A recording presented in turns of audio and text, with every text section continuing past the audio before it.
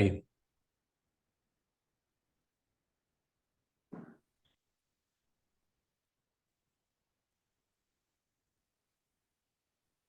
amigos de Radio Victoria, ojo con esa televisión, en esta nuestra alianza hemisférica con Benamérica y con la Escuela de Gobernanza Benjamin Franklin. Vamos a conversar con Vladimiro Mujica, quien esta semana ha hecho un periplo importante por países latinoamericanos y Europa, porque su función, pues, como docente, da pie para que esté en varias partes en una semana de repente y nos permite dar una visión global de las cosas. Estuvimos antes hablando de Argentina, de Uruguay, y hoy está en Europa. Pero en Europa debe también existir la misma preocupación que hay en América Latina con respecto a estas elecciones término medio que va a haber en Estados Unidos.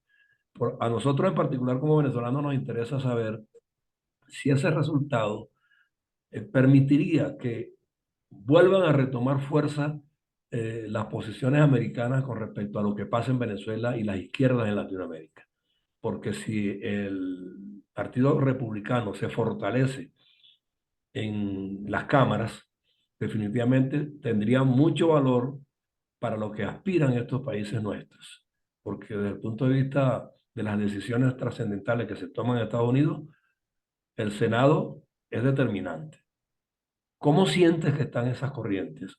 Ayer Trump hizo unas presentaciones públicas muy exitosas y hoy leí por ahí en la mañana que parece que los demócratas están perdiendo nivel en muchos estados norteamericanos.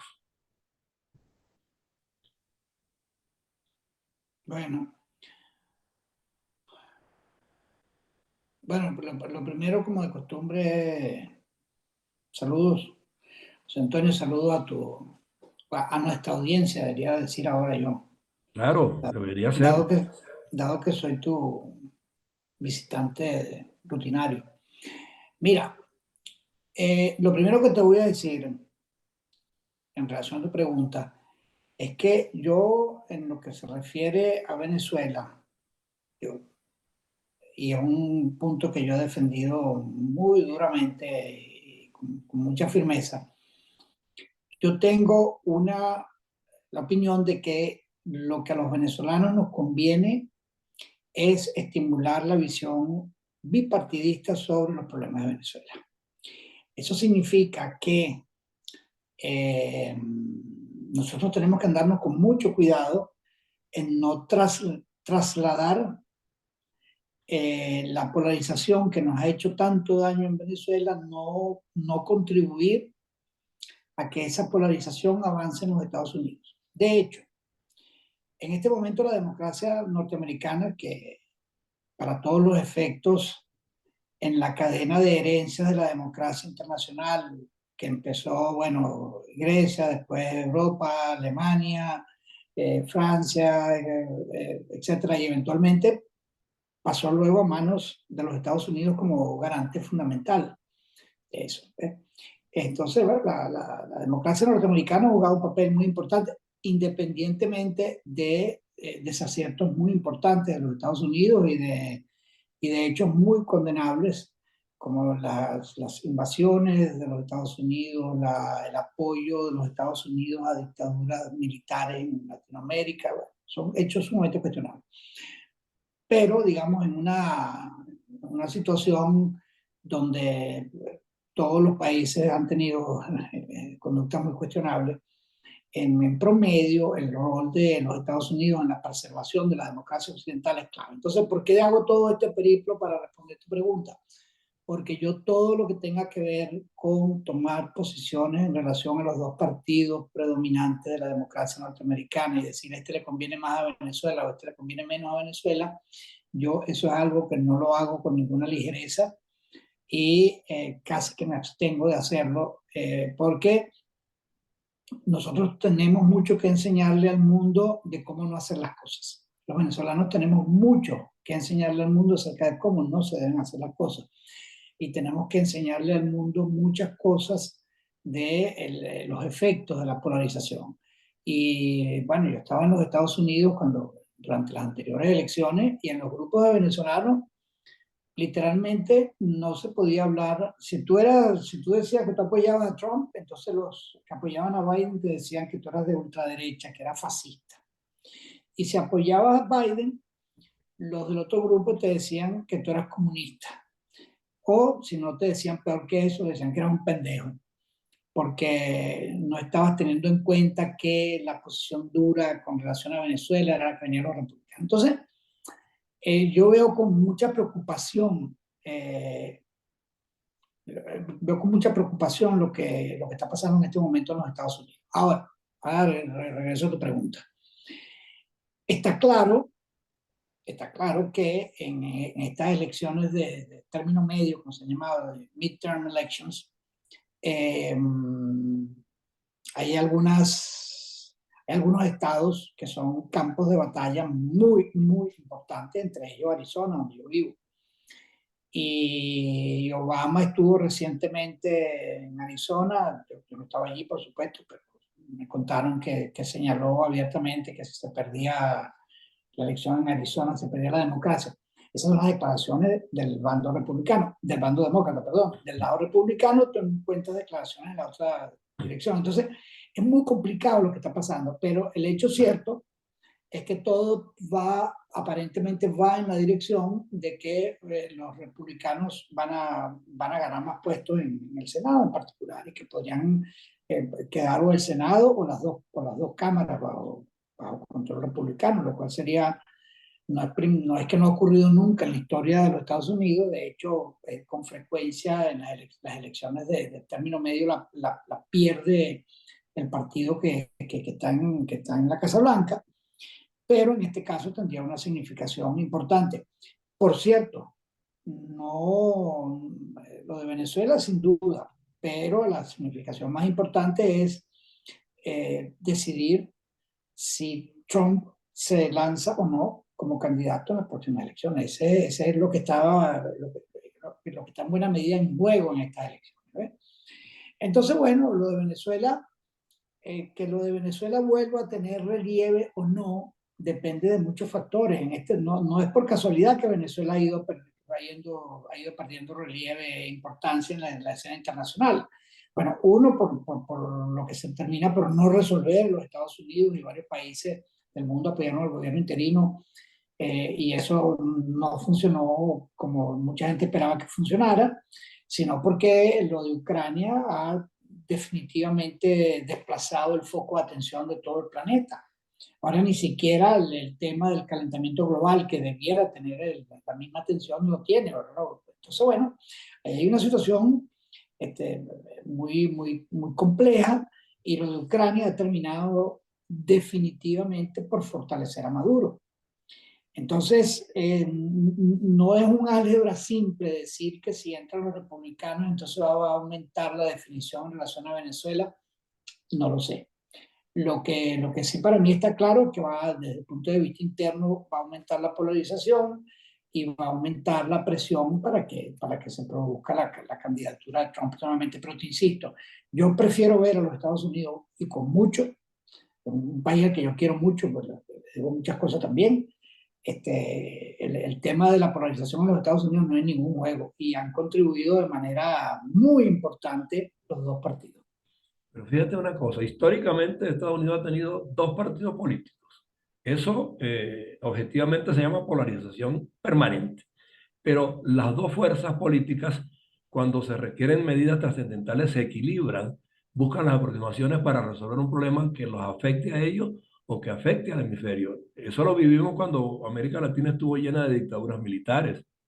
Tú lo recuerdas, y empujaron por la democratización, arrancando con Venezuela, cuando la época de la caída de Pérez Jiménez, y en adelante todas las demás también, y Estados Unidos de alguna manera estuvo atento a ese desarrollo y le dio el apoyo a la democracia en la medida de lo posible, con inversiones, con el traslado inclusive de muchas sucursales de corporaciones importantes, y crecimos. Hoy día yo creo que a Estados Unidos sí le debe preocupar lo que está pasando con la izquierda en América Latina, que en este momento no se hayan puesto de acuerdo todavía ambos partidos, que si lo llamamos polarización, así se queda. Pero tú no ves 100 partidos ni 100 candidatos aspirando por la presidencia de los Estados Unidos. Siempre son dos fuerzas pujando por ello. Y que en el Parlamento, en la Cámara del Senado, se equilibran cuando hay que tomar medidas pues, que de alguna manera afecten sus intereses y el del entorno.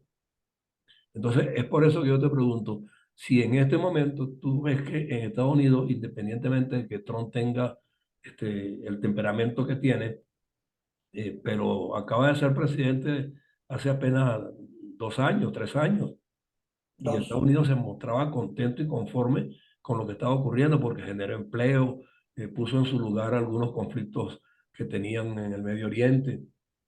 Y con Venezuela había una posición clara. Hoy día con Biden la posición con respecto a Venezuela es muy guabinosa, blandengue, acomodaticia. Entonces yo no sé cuál de las dos posiciones de los partidos norteamericanos favorecería más el regreso a la democracia en Venezuela y en el resto de este continente. Yo te insisto, la posición que lo que más favorecería a Venezuela y al resto del continente es que en esos temas cruciales se produjera un arreglo bipartidista, porque fíjate, eh, tú haces equivalente la existencia de dos partidos con la polarización y yo no estoy de acuerdo con eso, porque la historia de los Estados Unidos es precisamente que a pesar de la existencia, digamos, confrontacional de dos partidos, como tú mismo lo señalaste, en temas muy importantes ha habido acuerdo histórico, pero no es solamente eso. Más importante que eso, que ya de por sí es muy importante, es el balance institucional. Los Estados Unidos tienen una historia de respeto y de separación de instituciones y de separación de poderes públicos. Esa separación de poderes públicos en este momento está comprometida en los Estados Unidos. Ese es el verdadero problema. Porque el asunto, como nuestros países lo han aprendido por la ruta más difícil, es que la democracia es parcialmente el gobierno de la mayoría. Ese es el concepto que todo el mundo dice. No, la democracia es el gobierno de la mayoría. Sí, claro. Pero la democracia es también el gobierno del respeto de las minorías. Ok. ¿Ves? Y eso pareciera que no, eso no es una gran diferencia. No, eso sí es una gran diferencia, porque si yo soy mayoría circunstancial y yo me hago con el poder en una circunstancia, en una democracia, y entonces uso la democracia para eternizarme en el poder, entonces toda la democracia se corrompe, independientemente de que yo fui mayoría. Entonces, ¿cuál es el freno más importante que existe en los Estados Unidos al abuso de las mayorías? El sistema judicial. El sistema judicial, El correcto. sistema judicial, la Corte Suprema de Justicia actúa en contra de los abusos de la mayoría, que Ujú. impone una ley X y la Corte le dice, esa ley es inconstitucional, se acabó la ley. Ahora bien, ese juego está en riesgo en este momento en los Estados Unidos. ¿Por qué? Porque inclusive las decisiones de la Corte en este momento están profundamente politizadas y porque se ha convertido el tema no solamente de la Corte, que bueno, es un departamento, están las Cortes Federales, porque la una es la Corte Suprema y luego están las Cortes Federales, porque acuérdate que en los Estados Unidos se procede en buena parte por jurisprudencia, no solamente por lo que está escrito, porque lo que está escrito a veces relativamente poco, pero la jurisprudencia de una Corte Federal crea ejercicio para que otra pueda hacer lo mismo. Entonces, ¿qué pasa? Que todo ese juego de balance de poder, lo que se llama, lo que los gringos llaman el checks and balances, que juega un papel esencial, es lo que tendremos en este momento. Por eso te digo que no es exactamente equivalente el tema de la polarización con el tema de la separación de poderes. Son dos criaturas diferentes. Pero Entonces, aquí estamos. cuando al gobierno venezolano en alguna medida se le ha puesto contra la pared con sanciones, eso tiene contenido judicial. O sea, yo no Bueno, sé ajá, dónde que está la falla del Poder Judicial norteamericano, si a lo interno o a lo externo, pero por lo menos con respecto a la dictadura, o sea, tanto en lo político sí. como en lo Mira, las judicial. sanciones, a ver, tú tienes esencialmente dos tipos de sanciones. Las sanciones que se instrumentan a través del Departamento de Estado y las sanciones que se instrumentan a través del Departamento de Justicia.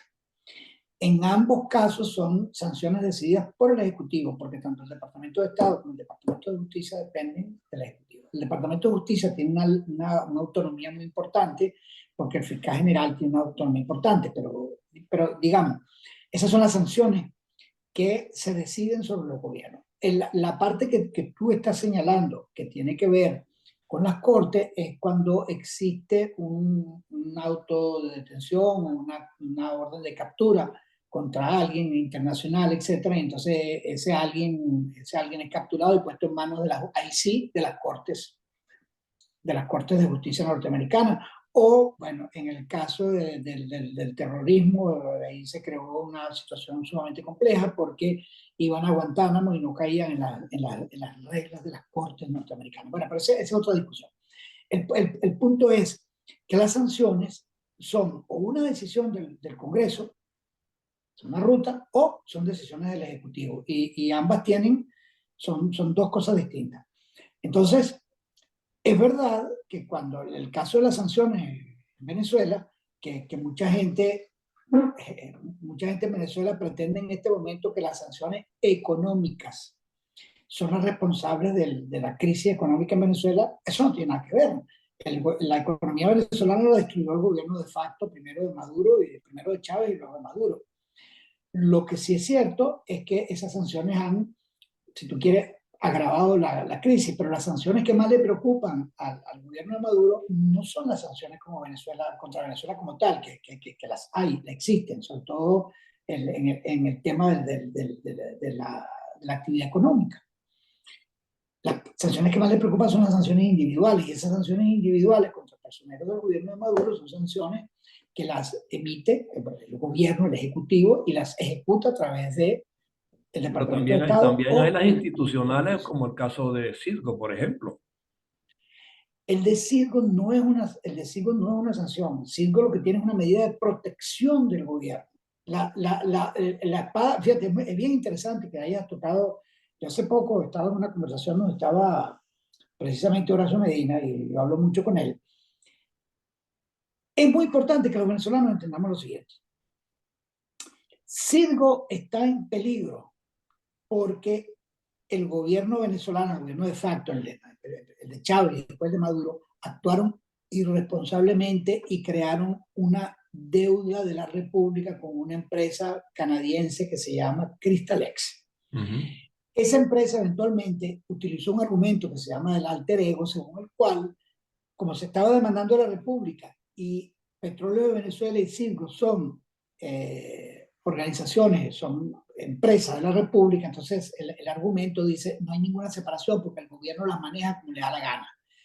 Entonces ahí viene la historia. Una corte federal norteamericana dijo que las empresas que eran acreedoras, Cristalex entre ellas, pero no solamente ellas, sino ConocoPhillips y otras, tenían derecho a demandar a Cirgo.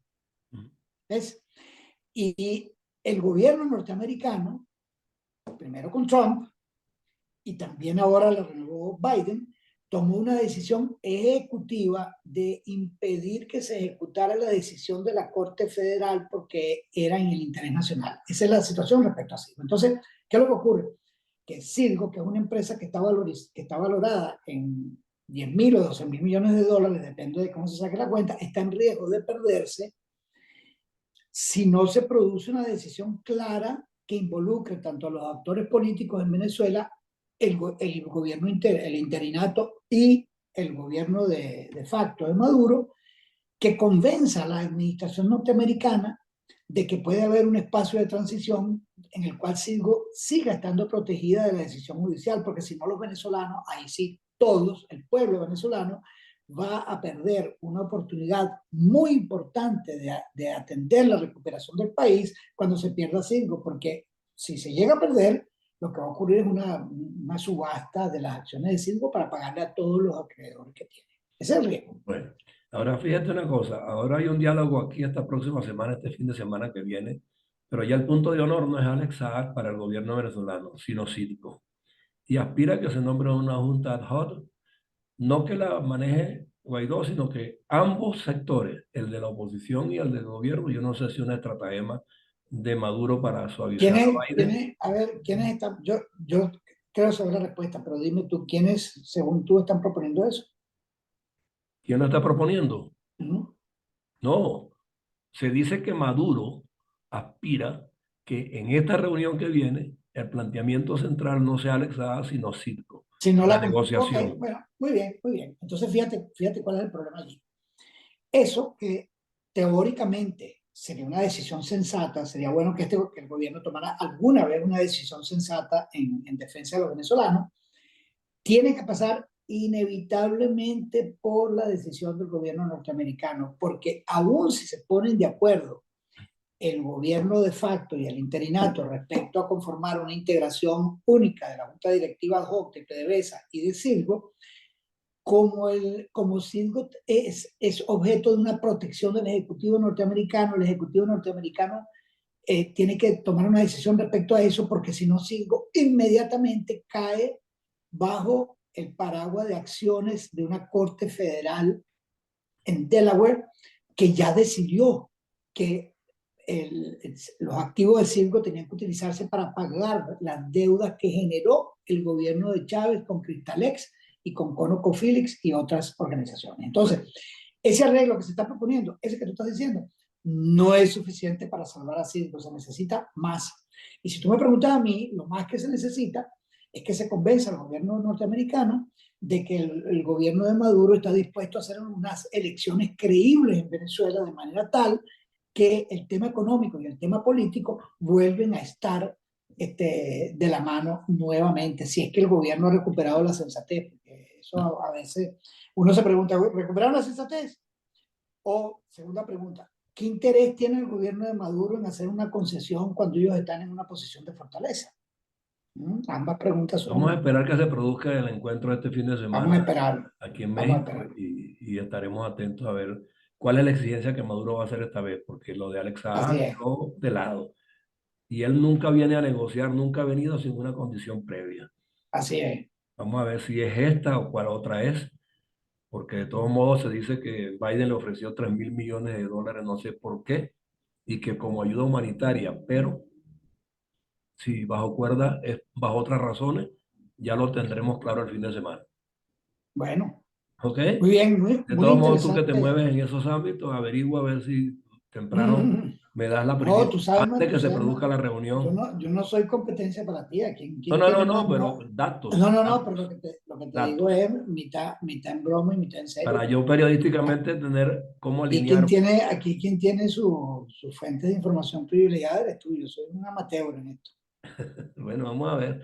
De todos modos, pues, Bueno, cuídate gracias mucho, por pues. tu tiempo en el día de hoy. Dale, bien, Nos cuídate. volvemos a ver el próximo lunes a través de Radio Victoria o con eso Televisión, en esta alianza que tú compartes con Benamérica y la Escuela de Gobernanza Benjamin Franklin. Un Por abrazo, supuesto. me cuidas. Dale, un abrazo, cuídate. Chao.